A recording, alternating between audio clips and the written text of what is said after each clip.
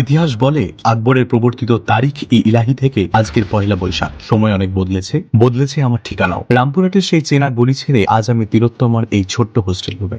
মা বাবার কাছে নববর্ষ মানেই ছেলে ঘরে ফিরবে, কিন্তু জীবনের তাগিদে যখন ফেরা হয় না, তখন বাড়ির দুশ্চিন্তা একটাই, ছেলেটা খেলো তো ঠিকঠাক। তাই আজ হোস্টেলের এই 4 দেওয়ালেই সাজিয়ে নিলাম কলাপাতায় মাটন বিরিয়ানি, চিকেন ললিপপ, সাথে নিজের হাতে বানানো সালাদ আর রায়তা, শেষ পাতে দই, মিষ্টি আর কোল্ড ড্রিঙ্কস, সব মিলিয়ে রাজকীয় আয়োজন। ওদের জানালাম শহরে থাকলেও আজ আমি পেট ভরে খেয়েছি। ওদের হাসি মুখটাই যেন আমার পান্তা ভাতের উৎসব। আসলে সাহিত্যের ছাত্র হিসেবে জানি, সব পাওয়ার মাঝে একটা এমটি স্পেস থাকে, যা পূরণ করে দেয় প্রিয় মানুষের দেওয়া উপহার, এই কাঠগোলা। বিচ্ছিন্নতার এই ক্লান্তি কাটিয়ে এই বইটাই আজ আমার মনের আরাম। হোস্টেল জীবনের এই ছোট্ট ঘরে এভাবেই কাটলো আমার নববর্ষ। আপনার পয়লা বৈশাখ কেমন কাটলো কমেন্টে জানান। আজ তবে আসি।